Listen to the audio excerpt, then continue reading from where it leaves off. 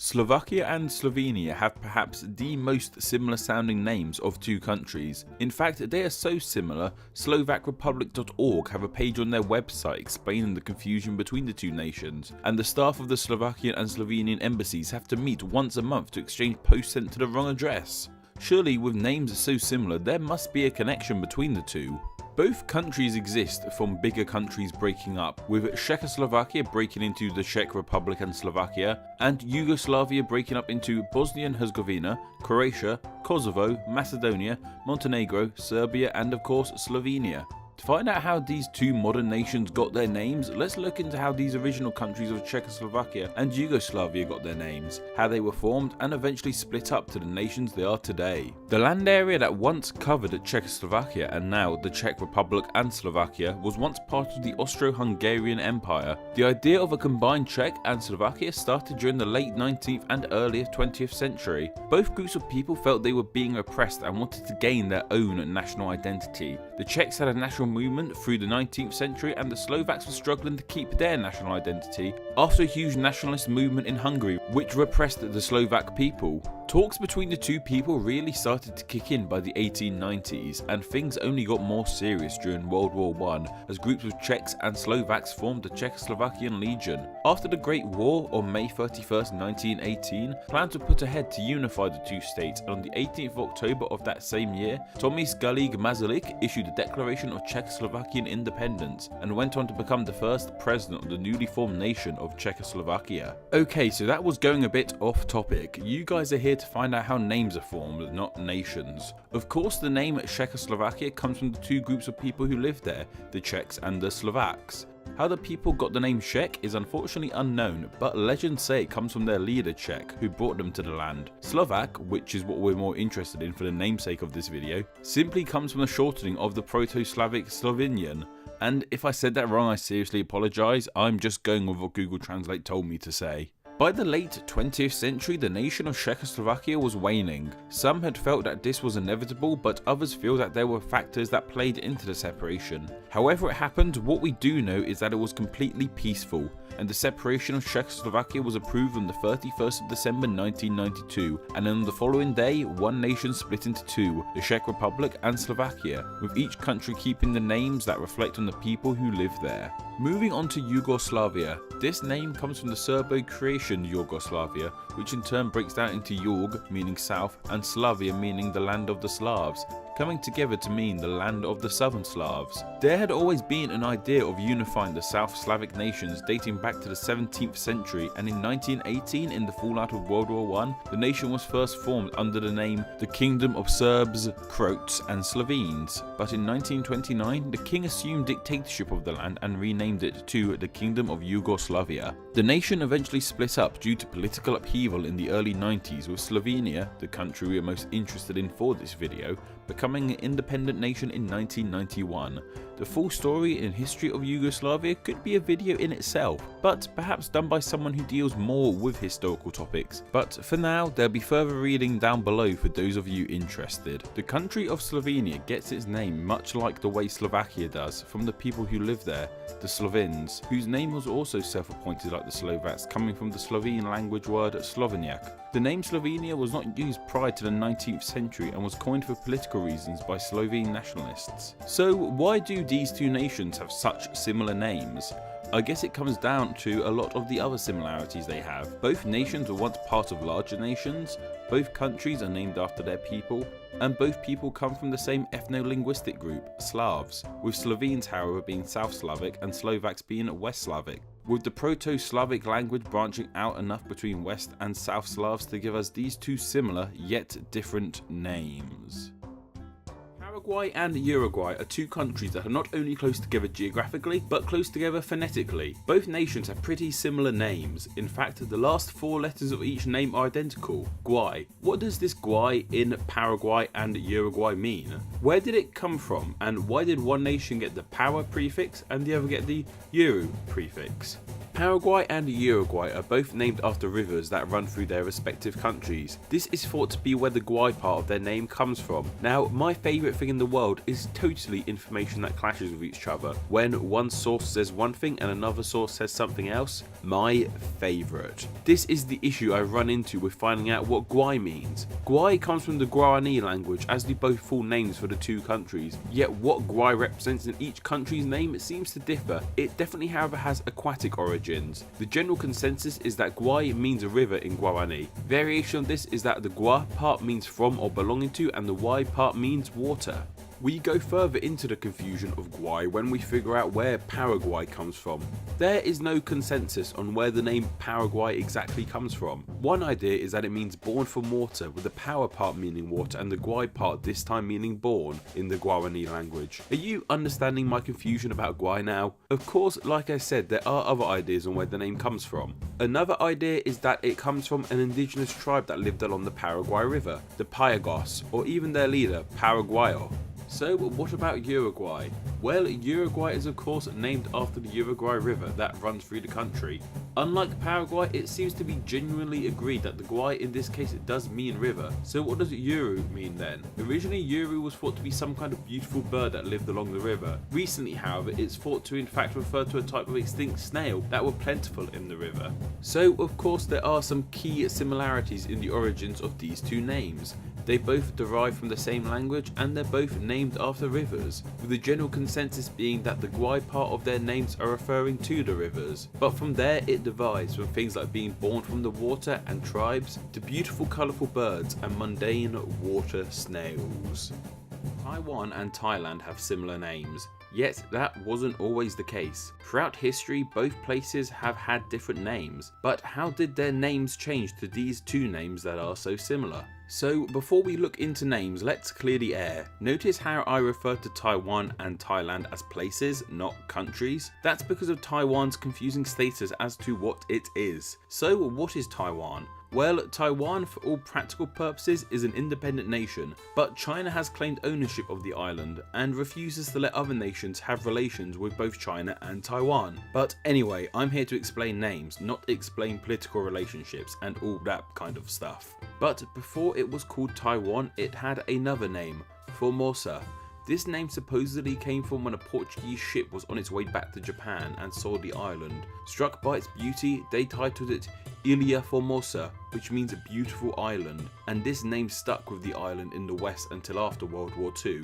The name Taiwan on the other hand comes from the Dutch in the early 17th century when they established a post on the island and named it Taoyuan in relation to the name they used for the Taiwanese Aboriginal tribe. Taoyuan comes from the Formosan language Sharia, with the Tay part coming from the word Tao meaning people. The Dutch and Portuguese used variations of this name, and it was even adopted by the Chinese people and eventually evolved into the name we know it as today, Taiwan. Much like Taiwan, Thailand too has an older name, Siam. Siam is actually an exonym, meaning it's a name used by non-natives of the country, like Germany, Deutschland, and Japan, Nihon. You guys know the drill. Siam comes from the Thai Siam, which in turn comes from the Sanskrit Sayama, meaning dark, in reference to the relatively darker skin tone of the people of Thailand compared to the people of the surrounding nations. The name Thailand, however, comes from the name of the people, the Thai. So, unsurprisingly, Thailand simply means the land of the Thai. So, what does just Thai mean? Thai supposedly means free, or free man, or even just people or human beings. It's a beautifully simple meaning, and if I were Thai, it would be an etymology I'd be proud of, the land of free humans. The natives of Taiwan are called Taiwanese, and the people of Thailand are known as Thai. While these two names for the people don't sound too similar, people seem to get confused between the two. Even before I started making this video, I got confused between the two. How I've come to remember them is Thailand is the land of Thai, so the Taiwanese must be from Taiwan. So why are these names similar? The start of both names refer to people, with the Thai in Taiwan coming from the Sharia Thai, meaning people, and the Thai part of Thailand also meaning people, among possible other things. It's also interesting to note that both the languages spoken of Taiwan and Thailand may come from the same family, Sino-Tibetan, with Chinese, specifically the version of Mandarin spoken in Taiwan, and the Thai spoke in Thailand being two subgroups of this family. However, some believe that Thai and Chinese should consist of one single subfamily called Sino-Siamese. It's still up for debate. Iraq and Iran are as close to each other as countries get, like they're literally right next to each other. Yet of course they're not only close together geographically, they're close together phonetically, with there only being a one letter difference in their names. So why do these two countries next to each other have such similar names? So first off, let's start with Iraq. In its very early history, the modern country of Iraq actually went by a different name, Mesopotamia. Well, I guess it wasn't so much the same country but with different names. It's more modern Iraq houses what was once ancient Mesopotamia. But what exactly was Mesopotamia? Well, Mesopotamia was more a collection of varied cultures in that region of the world. It is often referred to as the cradle of civilization, as it was in Mesopotamia where pretty much the modern human life began. Born from Mesopotamia were some of the earliest myths, religions, philosophies, the idea of a city as we know it today, and perhaps most importantly, writing.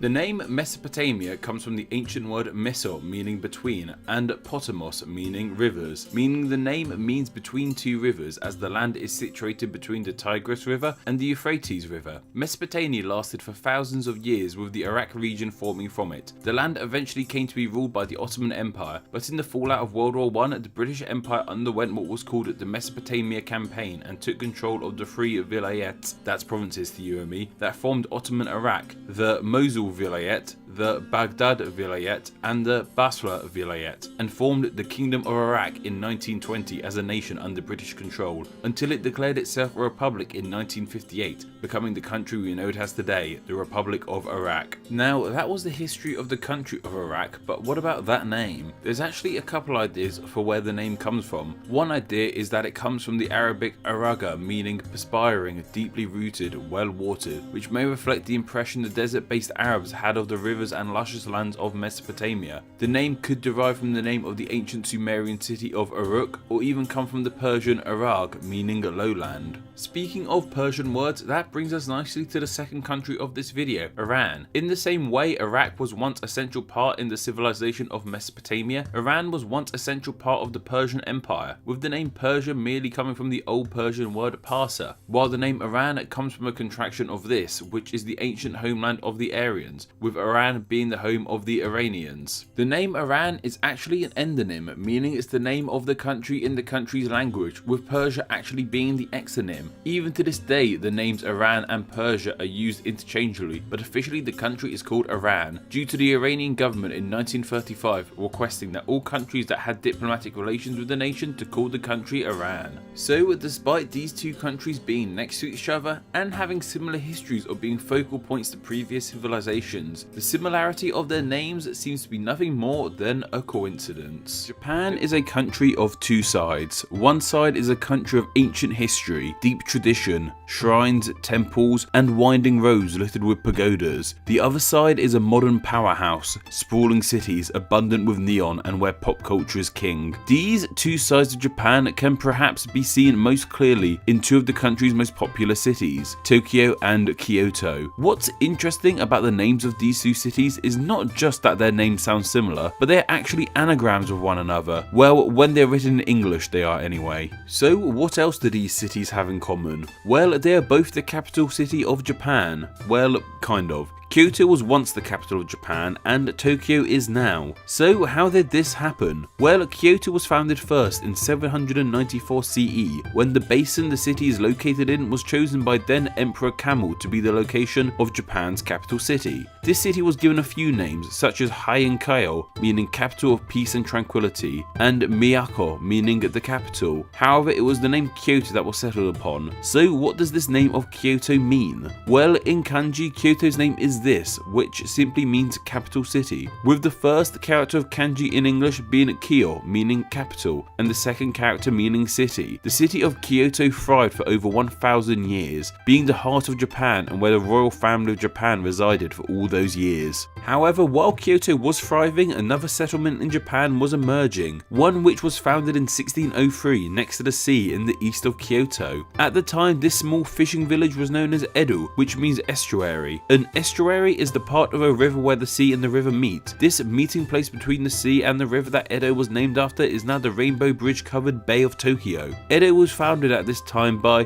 Tokugawa Ieyasu, who set up the Tokugawa shogunate in the city. Even though the emperor and the royal family were still living in Kyoto and was still, well, the emperor, it was the Tokugawa shogunate that was ruling the roost in Japan. And it stayed this way for over 200 years, with the village of Edo growing more and more. Due to its location by the sea, it became the main hub of trade with the outside world, and importantly, the West. By the 18th century, Edo already had over 1 million residents. The economy of Edo even outgrew that of Kyoto's, the country's capital at the time. This boom in popularity in Edo kind of left Kyoto in the dust. Kyoto is based in a basin, surrounded more or less completely by mountains, and as beautiful as this looks, it does mean the city was, and still is to an extent, pretty isolated. This wasn't helped by the fact that the policies held by the emperor in Kyoto decreed that there should be less Western influence in the city, hence why to this day Kyoto has a much more traditional Japanese look to it than Tokyo does. Rule of the Tokugawa shogunate came to an end, however, in around 1868 thanks to the Meiji Restoration, which in the grand scheme of coups was a relatively peaceful one. The Meiji Restoration was when the emperor finally took back rule of Japan from the Tokugawa shogunate, and while he was back in power, the effects of the shogunate's rule and the state that left Kyoto and Edo in were cemented. Edo was now the far more advanced city and where the power lay in Japan, and Kyoto was left more or less in the dust.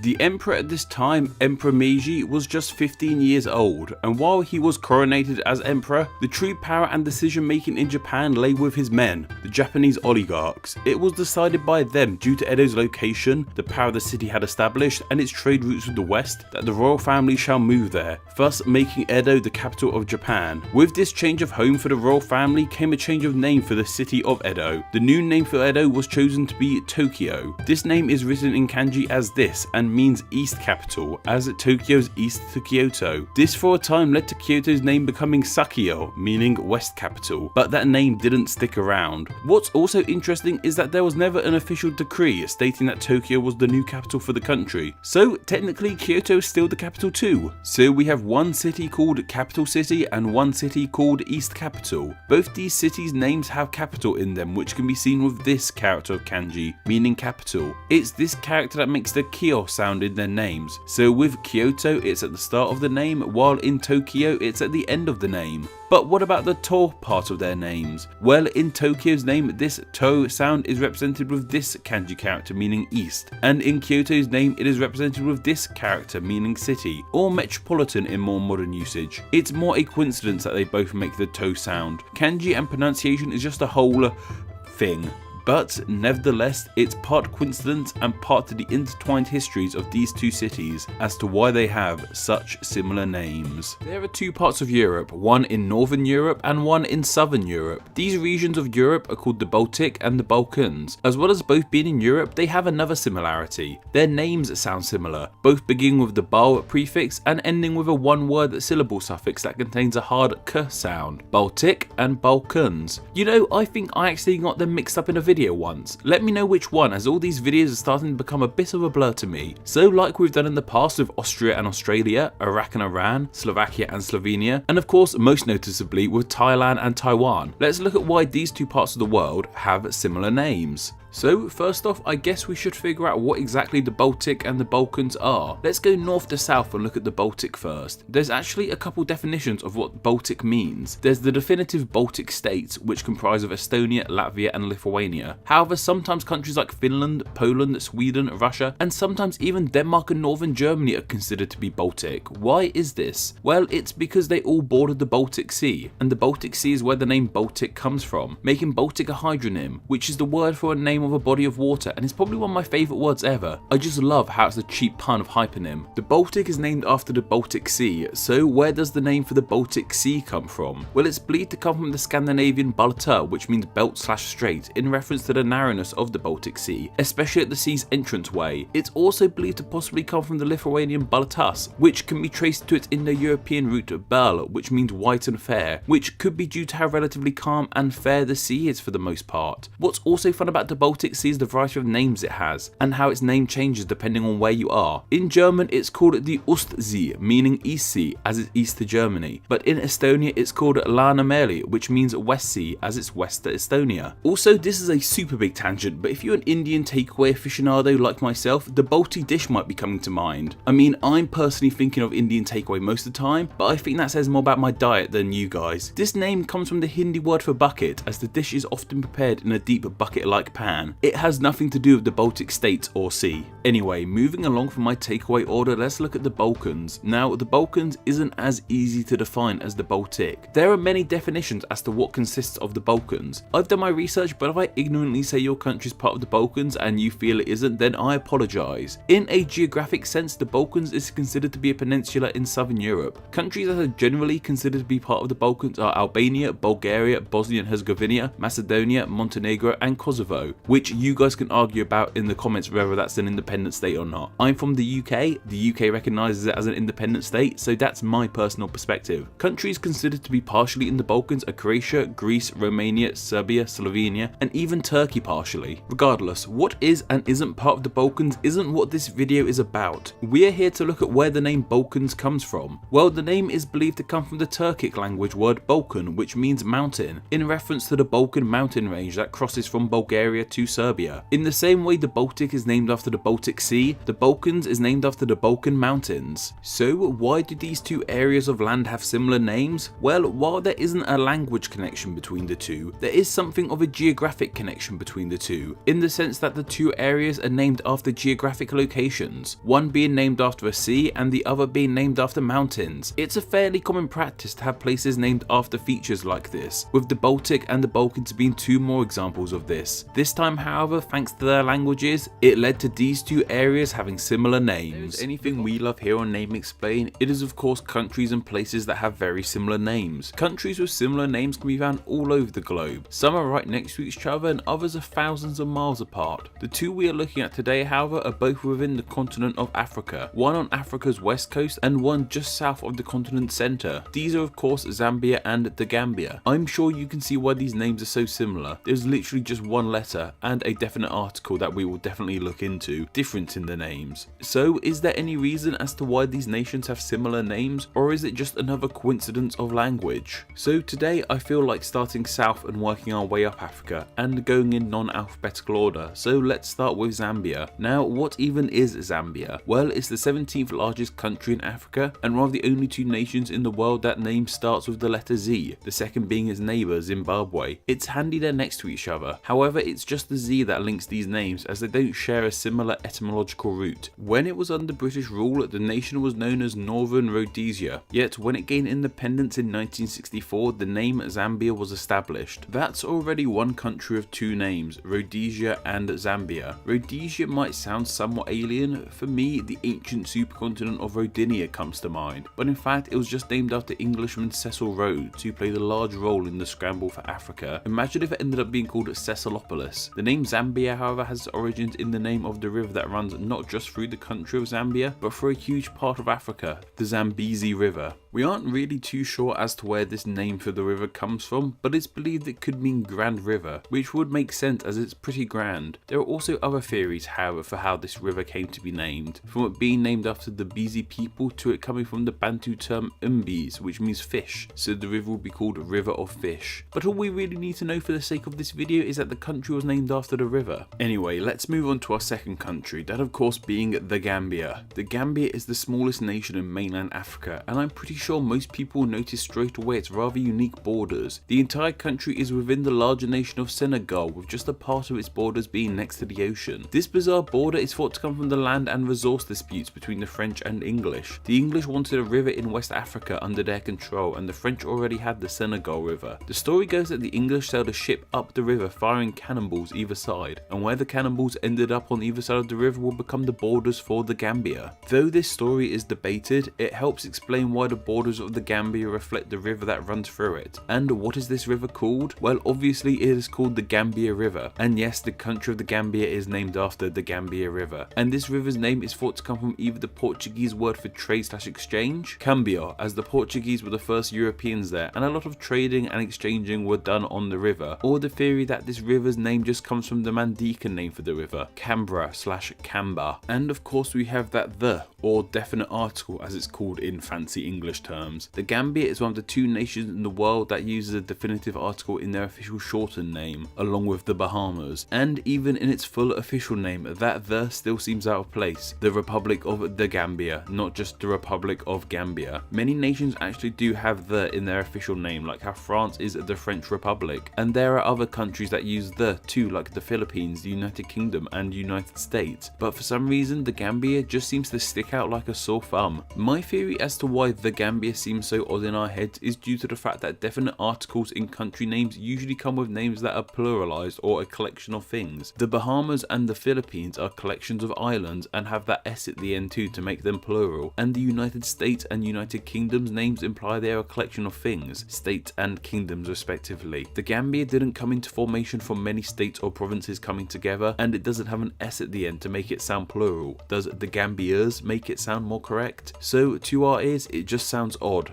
Though this is all my own theorising, so take it with a pinch of salt. Anyway, maybe we shouldn't be asking why the sounds so odd at the start of the Gambia, and just ask why it's there in the first place. There are 2 main reasons as to why this definite article exists. This is due to the fact that the Gambia was named after the Gambia River, and because when the nation became independent, the Prime Minister wrote a letter to the United Nations requesting that the Gambia keep this definite article so it could distinguish itself from another country becoming independent at the time, that of course being Zambia, which brings us nicely to the fact that Zambia and the Gambia have similar names. So why are these names similar? Well, there are similarities between the nations' names, and there also aren't. There isn't one etymological root that ties these 2 names together. It doesn't seem to be that the ambia part of these names means the same thing and the Z and G mean different things, but then there are also similarities in the names. Both are former British territories, both names come from languages of the larger Niger-Congo language family, and of course perhaps what ties the names closest together is the fact they're both named after rivers. But then again, loads of countries are named after rivers, and their names don't sound anything like Zambia or the Gambia. Nevertheless, we look at places with similar names that are still on our planet.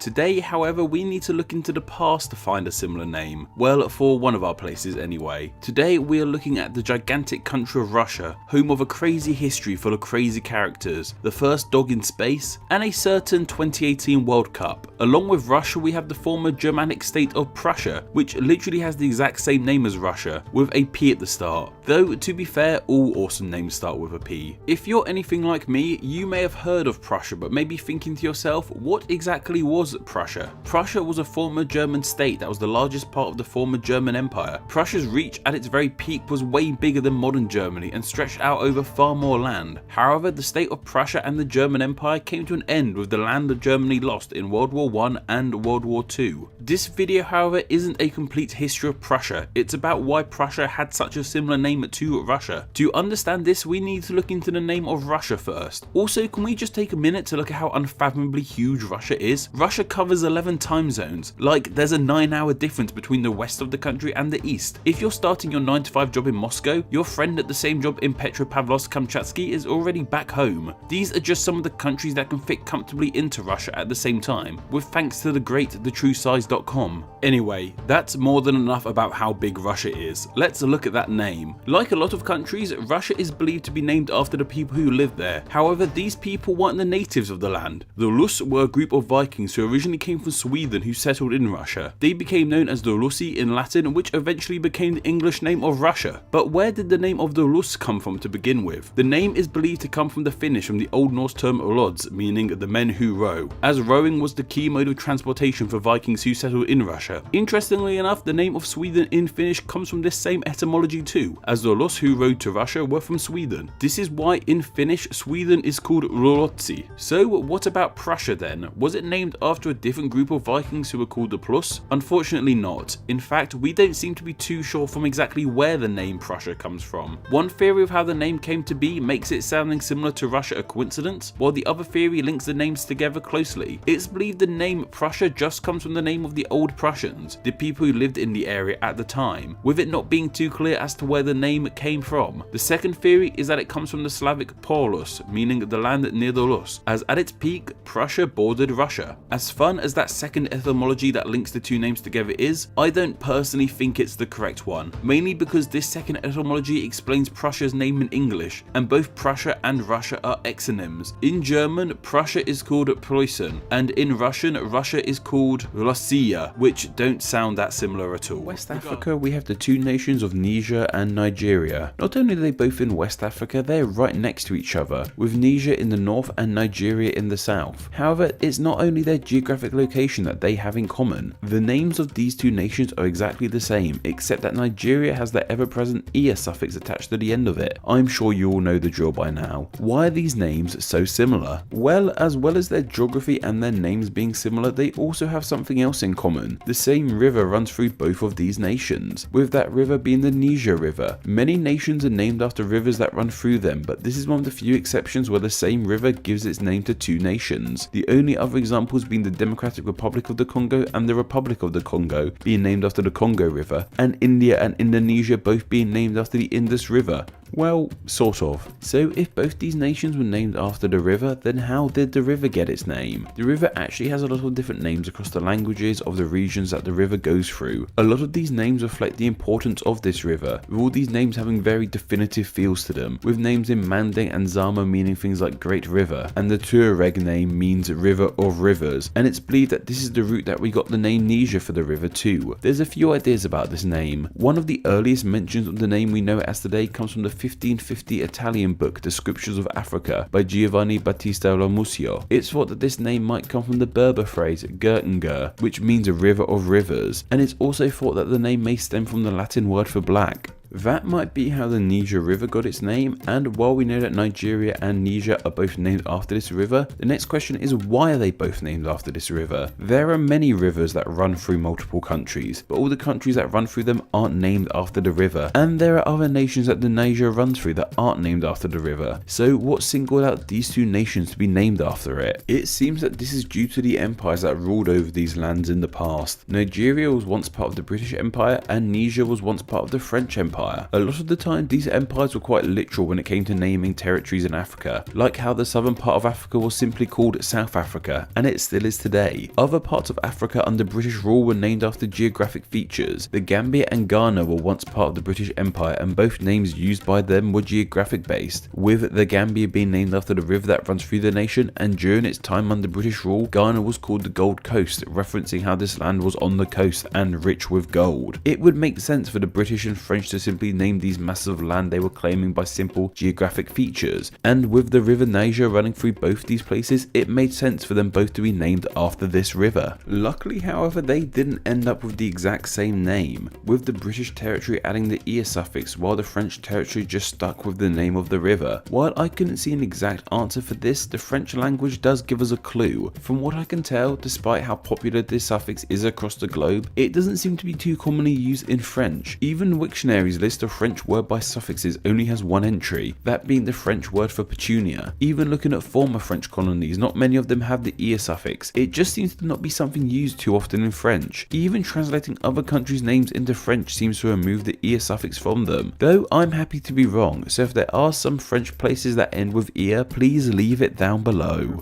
See, we have two nations. Well, I mean there's a fair few others too, but for the sake of this video we are looking at just two of them. These of course the nations of the Dominican Republic and Dominica, and you don't need to look too hard as to see why these two names are so much interest to us. They're identical minus the N and the Republic at the end of the Dominican Republic. It's not only their names that are close together, but the nations are close together geographically too, both being in the archipelago of the Antilles, specifically the Great and Lesser Antilles for the Dominican Republic and Dominica respectively. How this name came about is somewhat unknown, however. Some believe it comes from the Gaelic An Antiella, which means waterland, while others like like to argue that the name links to Plato's fictional island of Atlas, known today as Atlantis. Dominica is a completely separate island nation in the Caribbean, while the Dominican Republic is the eastern part of the larger island of Hispaniola, with the separate nation of Haiti on the eastern side of this island. And we will look into the name for this island as a whole in a bit. And while their names are similar, there's a name they share which are exactly the same, that being the name for the people who live there. People from the Dominican Republic are called Dominicans, and people from Dominica are also called Dominicans, which is just a little bit confusing. However, one source I read told me that while these names look the same, they're actually pronounced differently. With Dominicans from the Dominican Republic, the me syllable is stressed, while Dominicans from Dominica, the ni syllable is stressed, Dominica and Dominica respectively. Yet despite the similarities in the name for these lands and the name for their people, there are many differences between them. The sort of things that differentiate most countries. They have different official languages, with Spanish being the official language of the Dominican Republic and English being the official language of Dominica, along with a variation of French called Dominican Creole French, hence why the name is said with something of a French accent to it, and not said as a Dominica as I would have been tempted to say if I didn't check beforehand. Their populations are vastly different, with the Dominican Republic having over 10 million people, while Dominica has just over 70,000. The nations are vastly different in size, with different currencies and ethnic groups. And of course, one of the biggest differences in the nation being their names. Despite how similar their names are, there's the whole additional word of republic added to the Dominican Republic, and conversely with Dominica, its full name is actually the Commonwealth of Dominica. So what makes one a republic and one a commonwealth? Dominica is called a commonwealth because it was once part of the British Empire, and now a lot of the nations that were part of this empire are now part of a new collection of nations called the Commonwealth, while a republic is defined as a government or state whose leader is not part of a monarchy, and the people of the nation are entitled to vote. The Dominican Republic fits this bill, so the name makes sense. Though Dominica does also have elections, prime minister and president, so it fits the bill as a republic too. I guess the importance of it being part of the Commonwealth becomes before it being a republic. So that may be the differences between these nations and the key differences in their names. However, we aren't interested in differences here on Name Explain. We want to know about similarities. So how did these nations end up with these names? And are there any connections between the two? To start off, let's look into the history of the Dominican Republic. While of course the lands of the Dominican Republic were inhabited by natives first, it would make more sense for us to start this story in 1492. It was in this year the island was first visited by Europeans, and by Europeans I mean none other than Mr. Christopher Columbus himself. It was he who gave this island as a whole the name of Hispaniola. This name comes from the unsurprisingly Spanish La Isla Española, which I have read from different sources to mean either the Spanish island or Little Spain. Regardless of whichever one of these names are correct, we can see in this name the importance Columbus and the Spanish put on the island, naming it directly after their homelands. And there is a key reason for this, and that's because this was the first land in North America settled by the Spanish, and for a while it would become their hub of operation for controlling and overseeing the rest of their conquest for the Americas. And because of this, they needed a city on the island to work out of.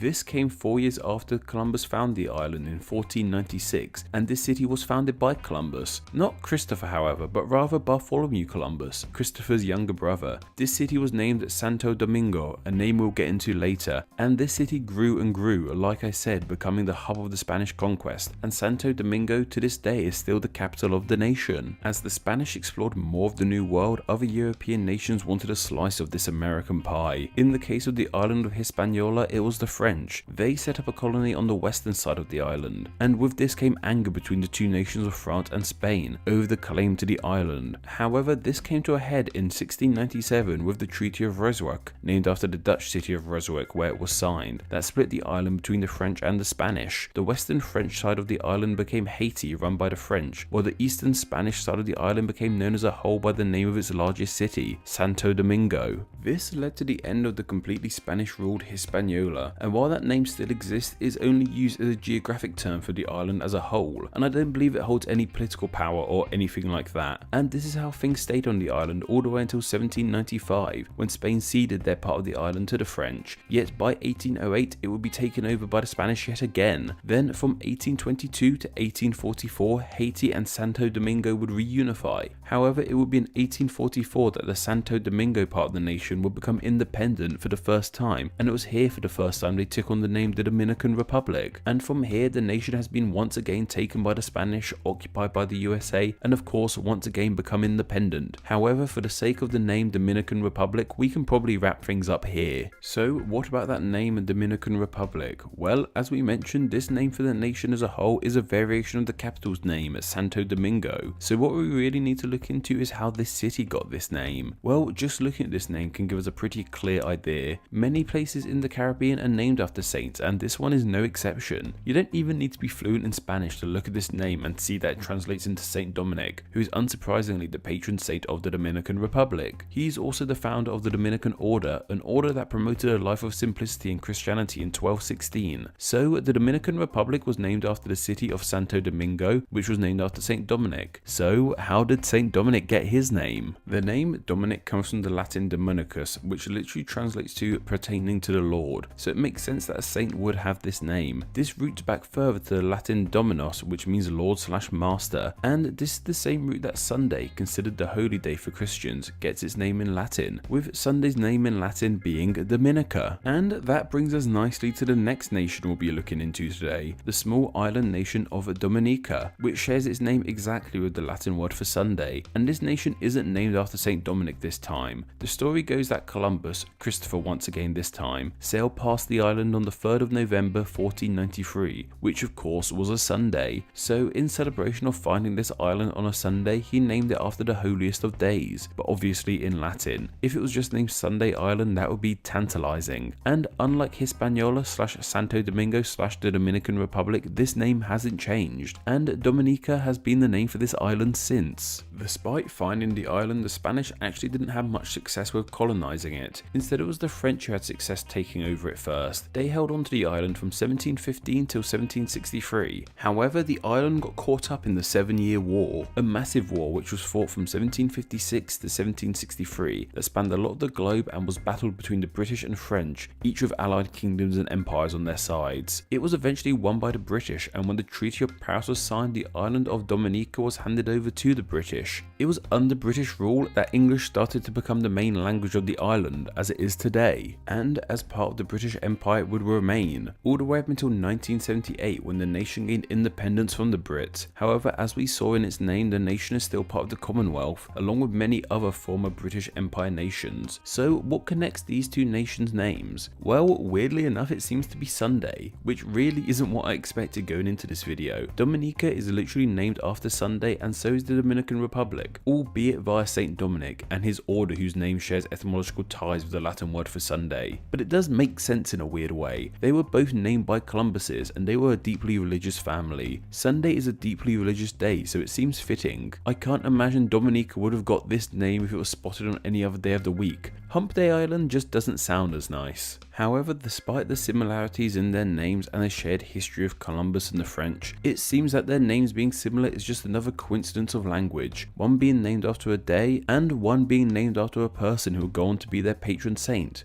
Australia, the home of big rocks, black stumps and chaswazzers. Austria, however, is the home of Freud, Mozart and slow motion. It would be a safe assumption to say that these countries don't have the most in common, yet they have one thing very much in common: their names. How do two countries in different hemispheres end up having names so similar that even certain world leaders can get them mixed up? The name Austria is a Latinization of its native German name Österreich. This derives from the Old High German word Österreichi, which means Eastern Realms, due to Austria being east to Germany. The earliest recording of this name comes from the Österreichi document dated 1st of November 996. While this doesn't mean that the country of Austria is just over 1,000 years old, it does mean that the name we all know it as in the English world laid its roots just over 1,000 years ago. The area of land that covers Austria has had an interesting history, from belonging to the Celtics, the Romans and the Germans. However, I'm just here to explain the names and am nowhere near qualified to discuss the fascinating history of Austria.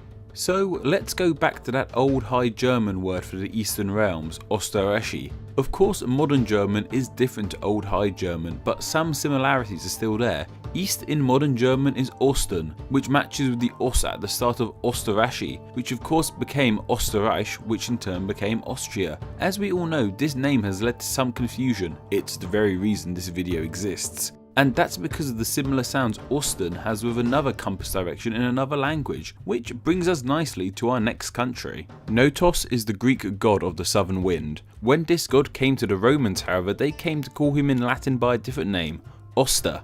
When the Greek wind system was adopted by the Romans, the name Oster became used for the south wind. This name evolved into the idea of Terra Australis. Terra Australis was the idea of a continent on the southern hemisphere of the Earth and even appeared on maps between the 15th and 18th century. There was no clear evidence that Terra Australis actually existed, but people just presumed that if there was a huge amount of land in the north, then it must be balanced in the south.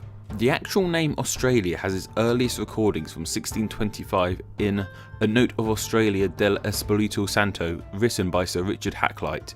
This came from a corruption of Australia del Espiritu Santo, which means in Spanish, Southern Land of the Holy Spirit, a name for an island in Vanuatu. Matthew Flinders popularised the name in 1814 when he circumnavigated the continent. The name subsequently was used in official reports, and in 1824 the name was officially adopted. So there we have it, two countries with very similar names and rather similar origins, both related to compass directions but different directions in different languages, which however sound somewhat similar in the languages they're spoken. So why do Austria and Australia have such similar sounding names? A pure coincidence, albeit a coincidence revolving around the same subject. There's got to be a name for that. Why don't you guys tell me what it is down below? Or if that word doesn't exist, why don't you guys coin a word for it and tell me down below? I really enjoyed your ideas for Gangagoo last time.